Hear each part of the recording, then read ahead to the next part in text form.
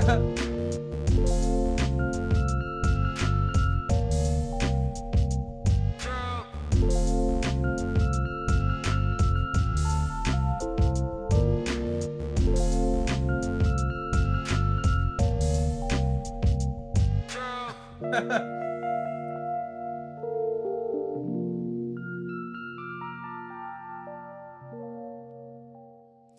it out.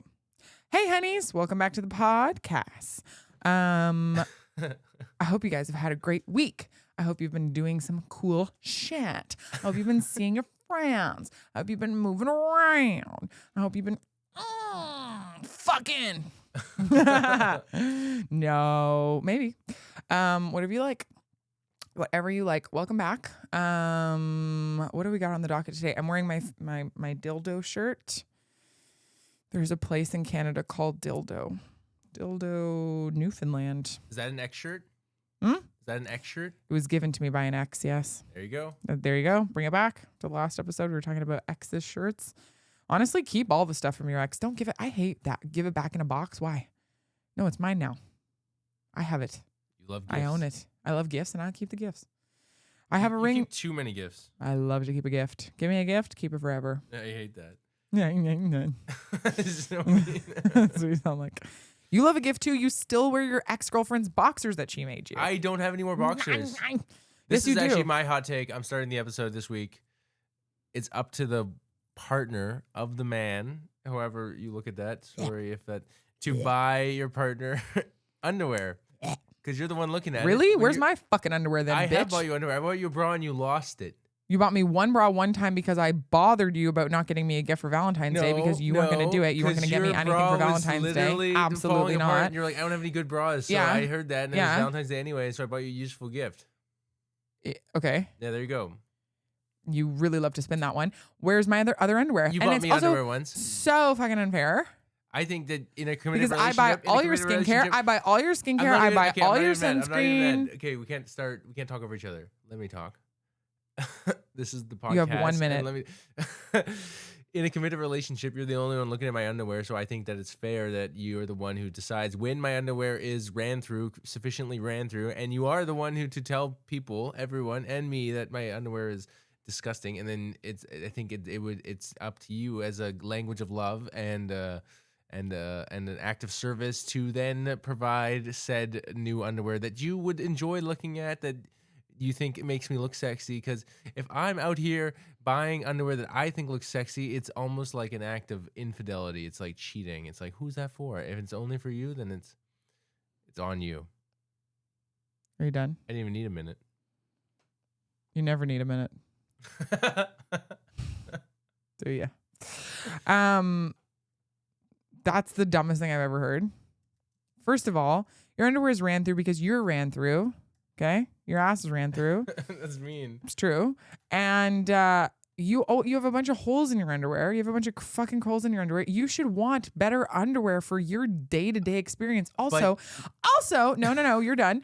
I have never in my life ever heard a woman be like, I just love it when he wears those boxer briefs. I've never heard that in my life.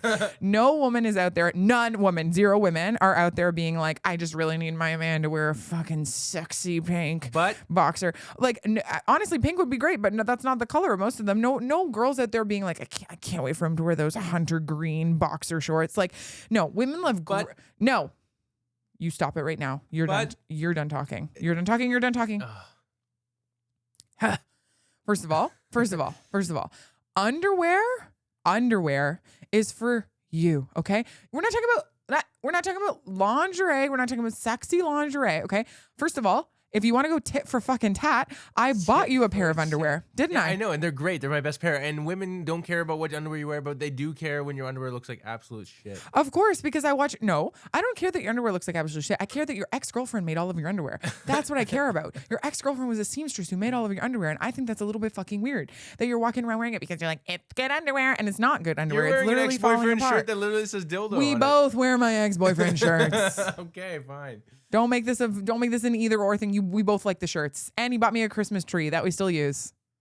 Yeah, Merry Christmas. And that's nice. Merry Christmas. Merry Christmas. Love is in the air.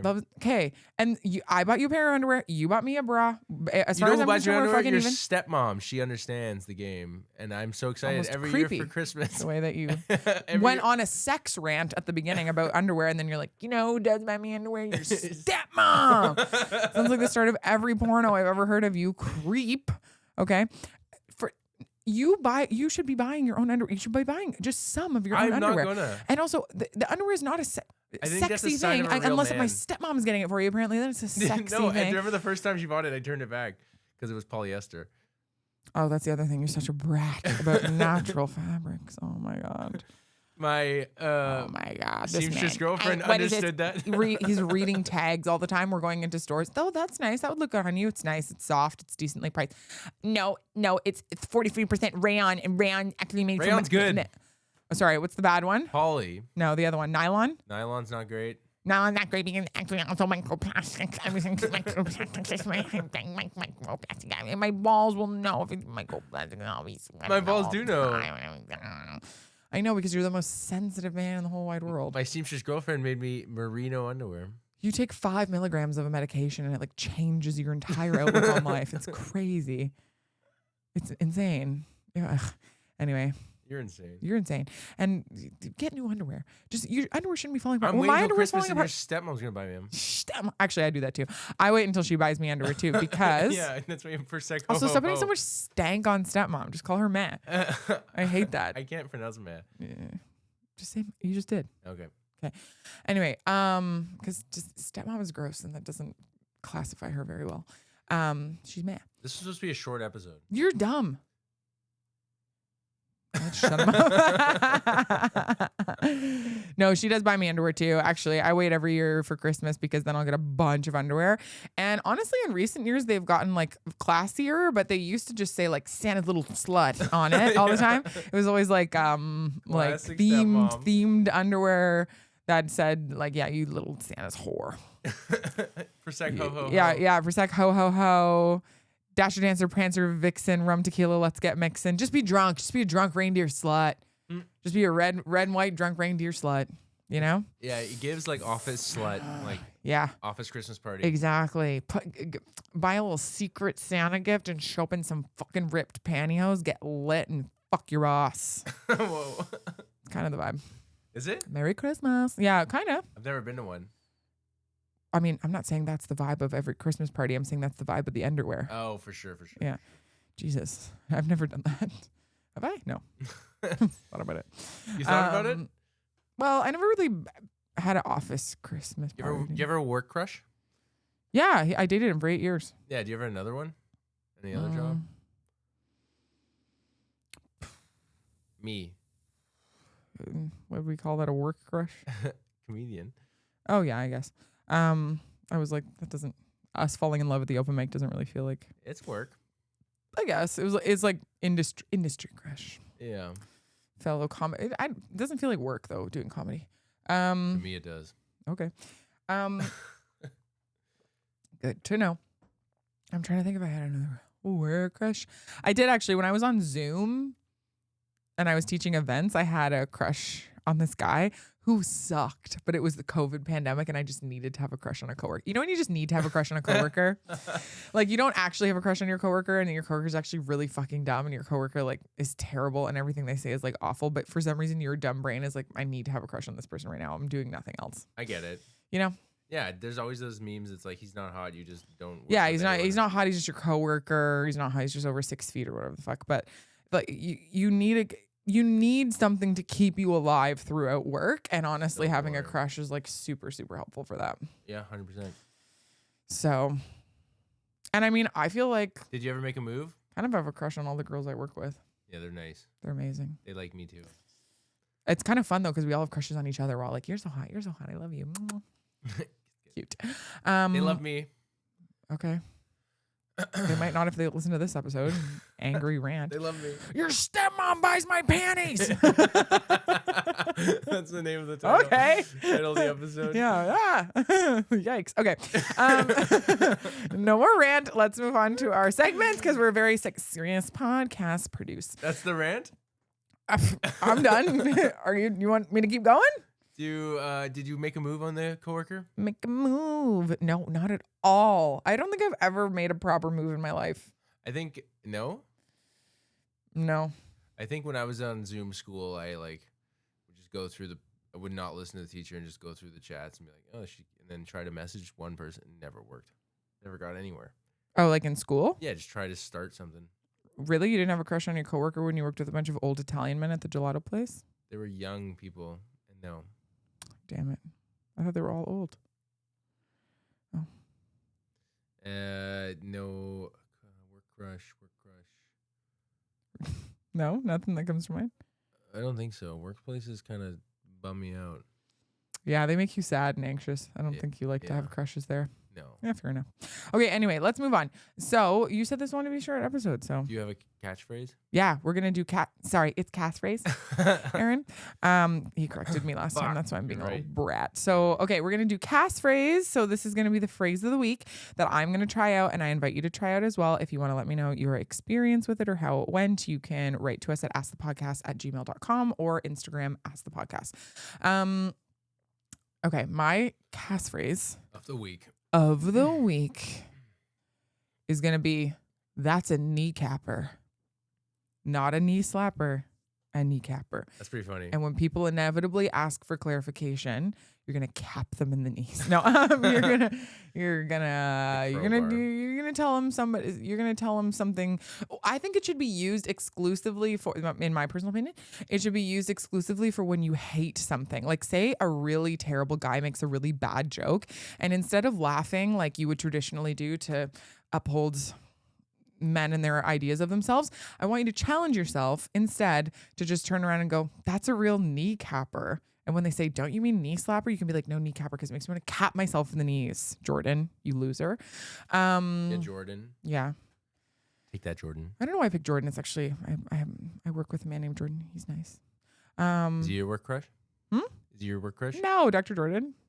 No. I saw him. He's cute. He does all our Botox. He's a very sweet man. Okay. That's the Cass phrase. Let me know how it goes. I like it. We'll try it out. Okay. Save it for truly horrible experiences that someone thinks is interesting. Okay. And now we're going to move on to some advice. We have some advice questions. I love that we actually have questions. We're going places, guys. If you want to ask again, throw them in. Throw them in. You know where to find us. Okay. This is the first question. How do I tell my partner that they are a bad driver? I would say just tell them. Fight about it. But yeah. Fight about it every time you're driving. That's Aaron's advice. That was our first big fight. Yeah, but I'm not a bad driver. Your car just sucks. I was like, you don't turn on the headlights. Yeah, no, it's like I've never been in a car where you have to manually turn on the headlights and they don't just come on. It's the only cars I've ever been in. Stop. Okay, so you made me mad off the top, so now I'm being mean. I get you fired up. How do I tell my partner they're a bad driver? Driving lessons. Well, I mean, are they actually a bad driver? Like, have they crashed multiple cars? You know, my sister's crashed multiple cars. We tell her she's a bad driver all the time. Yeah, we do actually. I get her like little keychains that say I'm a bad driver. So yeah, I mean, if she's crashing multiple cars, then she has to already know she's a bad driver. I don't think you have to like work up the courage to tell. Oh my God, I'm being so sexist. I just said her. Or internalized misogyny. Totally. Whoa. I think it's because I was talking about my sister, but I assumed it was a man. You know why though? Wrote that question. You know why though? I'm going to defend myself here for 1 second, even though that wasn't great. I can't picture a woman writing this. 100%. Maybe. Women are happy to be driven around. How do I crazy thing to say. You're being so like trad husband on this one tonight. Women be buying underwear for me.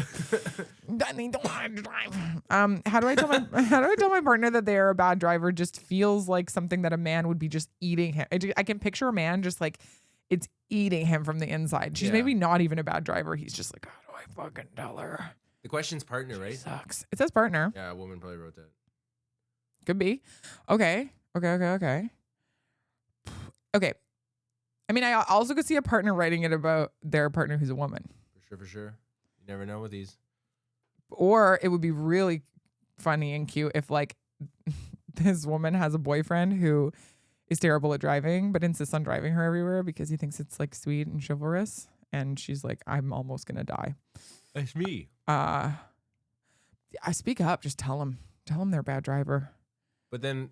Or you don't even say bad driver. It's all in the way you word something, you know, put the sales spin on it. You can be like, honey, I love when you want to take me places because I love going anywhere with you.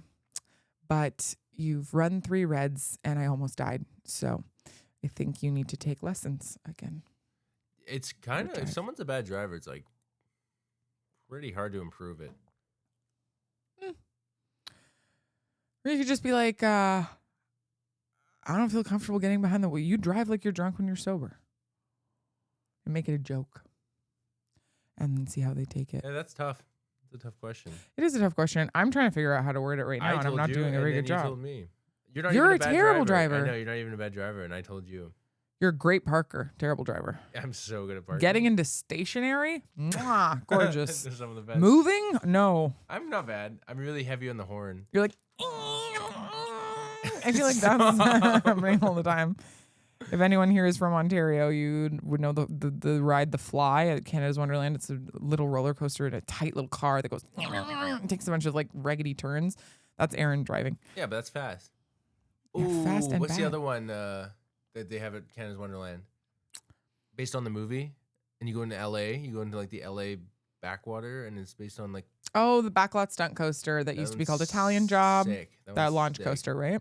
Yeah, I think it is a launch. Yeah, that was And you fun. launch, and then you go around, and then you go through all the back. I like the Italian Job. Yeah, Yeah.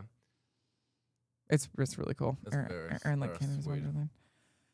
He was like, I have the PNE. I'm like, you don't know shit. I'm going to take you. Do you have a joint bank account? No. Do you wish we did? Well, every time I say that I wish we did, I'm reminded that I wish we don't. Why? Because I would have access. Because you're so controlling. I buy you everything. I kind of wish we did. You don't buy me everything. I buy you a lot of stuff. We go 50-50 on a lot of shit, babe. That's true. Yeah. But the extra. And you begrudge that every single time, don't you? I don't. And see the look in your eye. I don't. I enjoy treating you. Uh-huh. I feel like I would be less generous with a joint bank account. Yeah. I'm more generous with a separate bank account. There you go. But what do you want? We're keeping it the way it is. More generous. Fuck. Jesus Christ. Life is hard enough as a woman, babe. It's not fun out here. Do you recommend? But you can buy me A&W every once in a while. I buy you A&W every day. No, you don't. Yeah, I do. No, you don't. Yeah, I do. I bought you 3 things after work today. Candy, cream, And A&W. A&W. Yeah. It's like $60. I said thank you for all of it. Yeah. Stop doing this at me like you're just waiting for something. Do it because you want to do it. Stop being a bitch. Okay. I do want to do it. Well, act like it. What's your love language? Everything. Gifts. It's not. I know you think it's gifts, but it's not. Obviously, gifts. it's nice to get a gift. Your Obviously, love language it's is $60. 100. $100. No. My love language is not gifts. And if you actually think that, then you don't know me very well. I do it all. You do it all. And my love language is all of it. Yeah. Because what if you just didn't have one of them? Like, what if somebody just never communicated with you or like never did anything for you? No acts of service, never nothing at all. I think many people are like that. I like to give all the ones to you too. I get you cute little gifts. Don't I? Yeah, sure. For sure. Did you say yeah, sure? No, I was going to say something else and I was like, I'm not going to say it on the pod. What were you going to say? That's stupid. I do nice things for you. 100%. We do nice things for each other. For sure. I don't like your antagonistic energy from the corner over there today. Love getting serviced. Yeah. Oh, God. Okay. That's what you're going to say. You're just going to be gross. It was actually going to be way stupid. Your mom will buy me underwear. That's a good service. That's a gift and a service. Okay. What's your biggest red flag? You're mean. No, you make me mean. It's not my biggest red flag. I think it depends what you think it is. Like, I think my first ex would have said my biggest red flag was that I'm very disorganized. I have a tendency towards laziness for sure. And I talk too much and like to dissect things like extremely But I like your like talking. intricately. But I was going to say, I feel like Aaron would say that he enjoys the fact that I like to talk as much as I do and dissect things very intricately. Yeah, maybe he doesn't enjoy the disorganization of our house, but he's also disorganized. So I feel like that becomes less of like a glaring red flag. And I don't feel like I'm as lazy of a person as I used to be. Or if I am, I think he and I are both not afraid to like call ourselves on our behavior when it's not going great in a loving way and change it. Whereas I feel like sometimes if you feel like you're being particularly lazy or you're not caring, like it's a sign that you don't care about something. It doesn't necessarily mean the relationship, but it's a sign that something in your life is not exciting you. And having somebody who can like work through you or move through you with that is great. Having a partner that maybe doesn't know how to do that or doesn't care to do that, I think can kind of exacerbate the problem, and then you just kind of repeat the cycle. What's your biggest red flag? What's my biggest red flag? Do we want to do like a top 10 or top 3? A 3-minute movie? Your biggest red flag is that you have a tendency to be controlling, but I like that you're aware of it. And you met me at a point in my life where I'm not willing to be controlled. At all. Yeah. At all. Almost to a rebellious point. Yeah, 100%. Yeah. And I like that you fight back. Of course. I lose every time. Yeah. It's funny because I feel like people don't see you in that way, like the people who know you. And because I'm a good old-fashioned trad. Well, you're also just like a simp, and you are very sweet, and like you do love me a simp. lot, and you're very sweet to me and kind to me. And it's not like you're like that all the time. It's not like you're trying to control everything I do. You're very supportive of me and my dreams, and you're not controlling in the way that you want to like dictate certain parts of my life, but you like to be in control. Yeah. You like to feel like you're controlling the situation. You like to make things happen. You like to bring people together. You like to kind of control the situation so that it works out in a way that you can kind of envision it. And so I think that's more what it is it's not like controlling of me specifically all the time at all. It's more just like you want things to go the way that you want them to go. You like to have control over situations. Yeah. And if I'm involved in those situations, I don't usually take very well to that. And then I do what I want anyway. Yeah. Yeah, I would say that's your biggest red flag. Yeah, that's fair. Yeah. That's good. Would you agree? What would you say is your biggest red flag? Yeah, I'm a good old-fashioned trad husband. What does that mean? I simp hard, and I can control my woman. What? Talk normal. I think I like to exercise a lot of control in a lot of aspects of my life. Yeah, why? I don't know. Is it because you felt out of control at some point in your life? Probably. Definitely. I also like not going with the flow. I do like the idea of going with the flow, but then in practice, I'm not even that good at it. I know. Because you really like to control. Sometimes we need that control, though. Like you do a really good job at like making things happen. If you want something to work, you'll get this person to come here and do that. And like I'll make it work. You can orchestrate things very well. Orchestrate like days and plans and One of my favorite things. shows. So you're a very good producer. Yeah, I like it. I like it a lot. Yeah. Were you like that your whole life? Yeah, you see me. You've seen my family, and we've done a couple outings now, and I produced the whole thing. Yeah, you're like, we're going here, we're doing this. Shush. And then someone will try to change it on me, and I'm like, do not fuck with my plan. I hate when they try to. Yeah, I know. I'm controlling something, and it's working, and it's all coming together, and then they're like, that's crazy, and I'm like, you don't even have to talk right now. It's so true. And You I mean, just have like, to you kind show of up. have to go over top of your family, though, because they will just be like last minute, be like, I'm not coming. Like, they love to throw you curveballs. They love to be like, oh, this dinner we planned for 3 months? Yeah, I'm not going to go. Yeah, I don't feel like it. Yeah. I think I have a book club or something. So Yeah. annoying. Yeah, I'm going to go hide in the basement. So I'll be in the backyard if you need me. Yeah, I'm going to look at the neighbor's cat and see if I can chase it. I have Yeah. to watch the cat. I think I might be on a walk at that time. They're both retired. They're doing nothing. It's so annoying. And they're like, you're like, okay, so we planned this for 3 months. We've made an entire dinner. Thanksgiving, we made an entire turkey dinner. The day of, I don't think I'm going to come. It's so I don't think annoying. I'm going to come. And Aaron's like, oh, I can see him freaking out. It's so annoying. You get them there, though. You get everyone there. Yeah. Yeah. Hell or high water, I'll pick them up if I have to. You will. Yeah, I'll make shit happen. That's why you have a car. So you can go get people. I'm the family chariot. You really are. That's cute. What is something your partner does that they think is helpful but really isn't? I want to hear. Cooking. I cook for myself. When? I mean, like, if I have to cook, it's for me. I don't pretend to even try to cook for you because That's not true. there's almost 100% chance that you won't eat it. When we went away, you tried to get everyone to help me cook, and I was so distressed and That's didn't true. want it. I tried to orchestrate that. And I was like, I don't want you to orchestrate this. Stop trying to produce this meal and just let me cook it. And I just want to enjoy myself. And you were like, it would go so much faster. And you just, and you've done that to me multiple times in the kitchen, trying to put together dinner. It's true. And it's not helpful. I like to race through recipes. I hate it. Yeah. And then the food tastes bad. Yeah. What do you do to recharge together after a fight? Oh, I gear up for the next one. Yeah.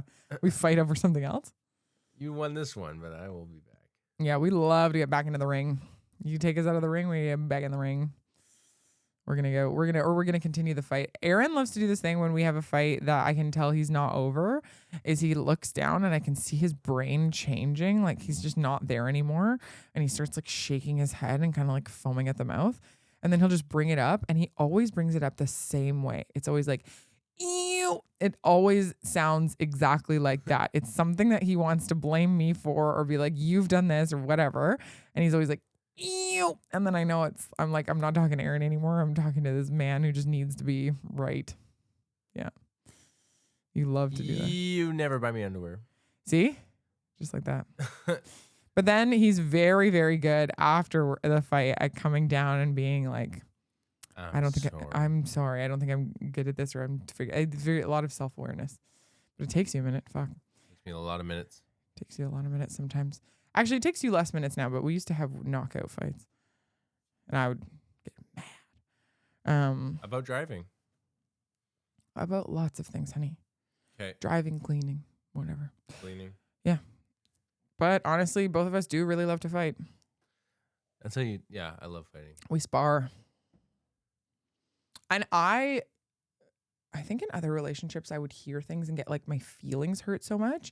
But because we have such a good foundation and I know we love each other and we reaffirm that so much, I'm not afraid of losing you. So I'm not afraid of fighting. I don't feel like the world's going to drop out from underneath me with my fight. So I'm fine to say exactly what I'm thinking. If you're doing something I think is fucked up, I'm going to call you out on it. Yeah. We can just talk. That's very nice. Okay. That was the advice section. Again, if you have any questions, feel free to write in, askthepodcast@gmail.com or ask the podcast on Instagram. We're going to go to our next segment. Oh, shit. Aaron's, that new best segment. That new best segment. I love saying segment. Segue. Segmented. Segmente. So our next segment is going to be 3-minute movie, where I attempt to summarize a movie in 3 minutes, which Aaron thinks is a hidden talent of mine, but really is just the product of fast talking and anxiety. So let's see if I can do it. It's called, the segment is called Spoiler Alert or Spoiler Alarm, as Aaron was spitballing last time. I don't know if we'll settle on that, but What's better? I like Spoiler Alert. Write in if you have a title. Okay. We'll stop asking you to write in soon, I promise. We're Please so in. desperate. Someone talk to me. Please, fucking God, is anyone out there? No, we're like no one's out there. we're like two people at a lighthouse just hoping the signal gets out. Okay. So we are going to summarize a movie. Last week we did Forrest Gump. This week we are going to do The Lion King. Woo. See if we can get through The Lion King. Totally. In 3 minutes. Aaron's going to give me some timestamps so that I can keep myself on track. I did manage to finish Forrest Gump with only like a few minor things left out last time. So let's see if I can get through The Lion King in 3 minutes. Ready? I'm going to tell you 1 minute, halfway, 2 minutes, 30 seconds left. Got it. Let's do it. Ready? Set? Yep. You ready? Yep. You pumped? I'm ready. You excited? I'm ready. I'm going to change my angle. There we go. 3, 2, 1, go. Okay, so it starts and it's like, it's like a huge crazy song and everyone's like, oh my God, so good. and then you see all of these animals from the friggin' animal kingdom. They're coming out. They're in the African savannah. They're having a great time. You've got zebras, you've got friggin' elephants, you've got everyone, lions, everyone crazy. And then you see this huge, crazy, big, jagged rock. And on top of that rock, there's this friggin' lions come to the surface, and then there's a baboon, and then he lifts up the lion cub. There's a lion cub. A new lion cub was born. Everyone's like, yay! Even though some of the animals are inevitably gonna get eaten by the lion, they're still like, rock on, you're my prince and king. So please don't eat me. So anyway, so then they go back inside, and it's like they name him Simba, and you're like, yay! There's a new lion cub, and everyone's so happy. So then you see lion cub, and he's like playing, and he's rocking around, and he has a little girl named Nala, and they like party together, and they have fun, and they like each other. And then you see that Simba's going to visit his uncle, whose name is Scar, and he looks evil as fuck. Scar's the most evil looking lion you've ever seen in his life. His fur is different. Everything about him is different. He looks nothing like his brother. His mother must have fucked, I don't know, an angry devil piece of charcoal. I have no idea. Yeah, so I don't know what happened. But anyway, okay, so Scar is evil. So then Simba goes and is like, Scar, like, well, why don't you, whatever. And then Scar is like, I am evil and I actually don't even remember what Scar talks about in this moment. But whatever. So then all of a sudden Simba has to go hunting with his dad, and his dad is like, look, everything the lake touches is, I actually remember now. Everything the lake touches is our kingdom, so you can go there, and it's the whole circle of life. We eat animals and then they die and whatever. And then over there is the Badlands. You can't go over into the Badlands. So then Simba goes to visit Scar. Sorry, this is when he visits Scar. And then he's like, hey, Scar, my dad said don't go in the Badlands. And Scar was like, do whatever you want. You're going to let your dad tell you what to do? Get over there, bitch. And so he's like, I can't wait to be king. So my dad won't tell me what to do. And they sing a song, and Zazu's like, you need to fucking, Zazu's this parrot. He's like, you need to get it together because you're going to be king one day. And he's like, no, I'm not. And then all of a sudden he goes and he accidentally incites this crazy wildebeest thing because Scar has these hyenas working for him, and he wants to be king. He wants to take over his brother's thing. And it's all based on I don't know, some Macbeth, Hamlet, I don't know. Anyway, so then the warthogs are crazy, or the wildebeest are crazy, and they're stampeding. And then all of a sudden the lion dies. Okay, Mufasa dies. The dad dies because he's trying to save his son, and Scar rips him off and he falls to the ground. So then Simba's like, oh my God, I killed my dad, because Scar's like, you killed your dad, and Simba's too young to like know to not get gaslit. So then he goes off and he's friends with Timon and Pumbaa, who's a meerkat and a warthog, and they're just like, don't even worry, Hakuna Matata, life is no worries, who gives a fuck? And then Nala comes back and is like, the kingdom is dying because your dad is dead and Scar took over, and you need to come back and fight him. And he's like, oh my God, I can't. So then he goes off into the thing. Him and Nala have a moment. Like, can you feel the love tonight? And they're gonna fall in love. And then all of a sudden Simba runs and he goes into the field, and then Mufasa comes in the clouds and he sees a vision of his dad. His dad's like, remember who you are, go back and fight. So he goes back and fight, and he confronts Scar, and then Scar's like, I killed Mufasa, and he's like, fuck you, you killed Mufasa. And then he tells everyone, and everyone's like, no, and they kill Scar, and then everything's way better. And then all of a sudden they fall in love, Nala, and then circle of life, they have a kid, bing bang boom. All of a sudden it keeps going, and that's the Lion King. 5 seconds left. Fuck. I spent way too long on the first part of the movie. 3 minutes. You always do. We got to set the scene. Yeah, you do get to set the scene. Sorry, I did get my events out of order, but I do remember that the reason that Simba was in the Badlands and getting chased by the hyenas even in the first place is because Scar was like, you should go over there and check it out. And then Simba was like wandering around, and then the hyenas scared the wildebeest, and then the wildebeest started stampeding, and then Simba was in danger. And then Scar went to Mufasa and was like, and he was like, what did he say? He was like, Mufasa, it's Simba. He's like, he's trapped. And then so Mufasa comes back, and then I remember Mufasa's like trying to get his son out of the stampede. He does. He like tosses him to the side, and then he climbs up the wall, and he's like, Scar, brother, help me. Yeah, and that's what he says. His voice is weird. He's like, Scar, brother. British? Help me. And then Scar's like, and he sticks his nails into him, and he's like, long live the king. And he's like, wah. And then Scar Mufasa just dies. And then Scar just becomes king because he tells Simba, he's like, this is all your fault. He gets down there with Simba be the king? Yeah, of course. But that's why Scar tells him to run away. He's like, Simba, you killed your dad. He died because of you. Good. And then Simba was like, oh my God, I killed my dad. And then he's like, what do I do? And then Scar's like hugging him. And he's like, it's okay, my little sweet nephew. And then he's like, run away and never return. Scar is so evil. Like, they designed him to be like the most evil looking guy. He's a but good evil cat. so many people think he's hot. No one thinks Scar's hot. So many people think he's hot. I have friends who think Scar is so hot. Scar the cat? Yeah. What the hell? Check him out. He is hot. Is he? He has a vibe about him. Oh, it's his eyes. He's got these piercing eyes, and then in contrast with the coloring, he's hot. He's got dark hair too. He's a dark haired queen. Oh. And he has the big slit through one eye just to show he's like badass. Slits are My sick. confusion is who named him Scar? Like, did he have the scar from birth and then his parents were like, gotta name him Scar? Hand me that knife. No other option. Hand me that knife. Like, he obviously got the scar later in life. The weird thing about Scar too, I think the reason he looks so evil is because he's so like skinny. He's like very bony. Yeah, he's probably got a huge. He's got dick. weird like tufts of hair. Probably he looks like a tall guy with a thin tall guy with a huge penis for sure. We're gonna hog. 100% is a hog. Scar's gonna hog. Scar's gonna hog for sure. And then Mufasa's like plump and like orange and bright that dad colored. bod. He's like, yeah, he's like a dad. He's the He's safe very choice. yellow. He's very bright. They like really were like bright, and then they were like Scar's a shadow guy with He's a the safe scar, and choice. he's bony and he's thin. There's nothing to eat. I think it's because there's nothing to eat that Aw. Scar's so thin. Yeah, he's 'Cause he's, the like, second in banished or command. something. He's the second in command.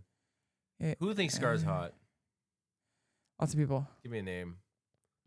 I will never reveal. Put him on blast. But yeah, there's a lot of fun parts to that movie. I really like the hyena Ed.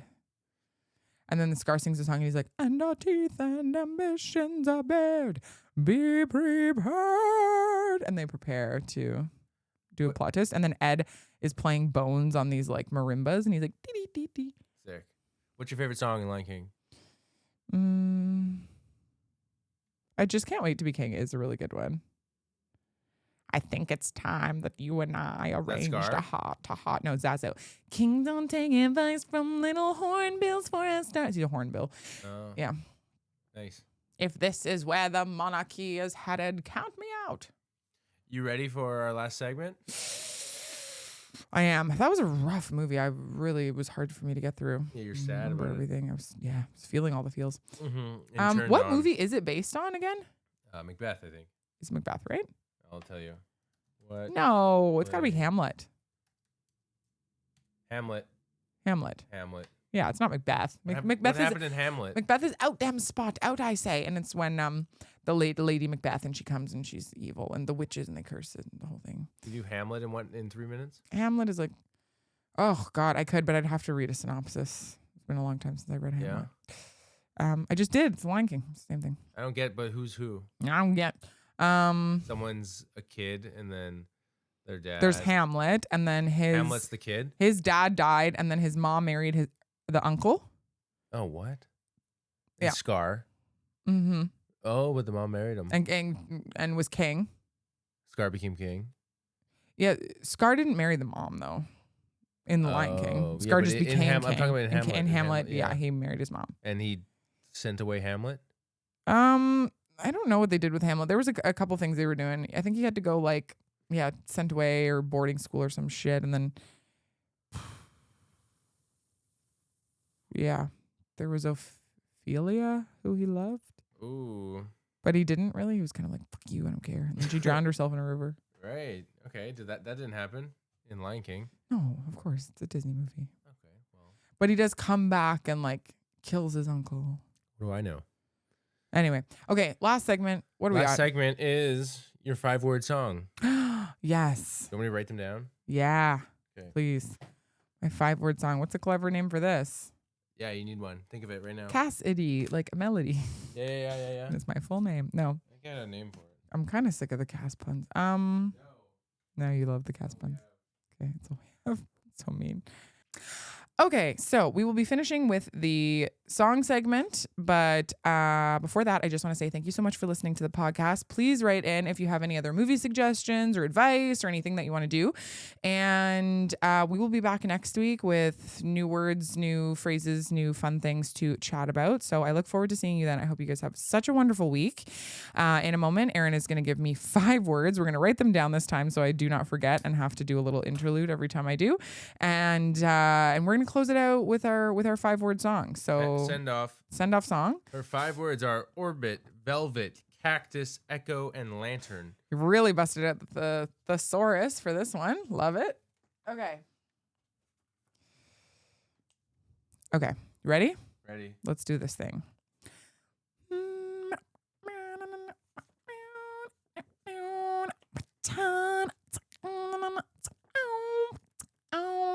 I wanna be in your orbit. I wanna want to be on your planet. I want to be Mars. You can be Jupiter and we'll be together forever. I want to be in your orbit. You're the sun. I'm the person you have fun with all night. And I love you. Yeah, that's right. I love to hear your voice. It's like an echo in my ears. Every time I'm in your orbit, I can't help but feel like a lantern's on inside of my body. I feel it burning so brightly, and I want to touch you, but I know your touch would be like a cactus to me because I have a sensory issue and I can't really touch people, but I'd love to be in your orbit because that means we'd be spinning around each other in a circle, but then we wouldn't be touching, and that sounds like the perfect idea of love to me. Yeah, I know you think it's weird that I can't touch anything, velvet or rope or string, it all feels like knives. I really hate to be touched by someone, so I want to be in your orbit and love you from afar. Yeah, don't touch me. The issue, it's sensory. Love me from afar. Keep your distance so that one day we can kiss through the mist. Stay in my orbit, baby. Don't come near me. I hate that shit. See you later, honey.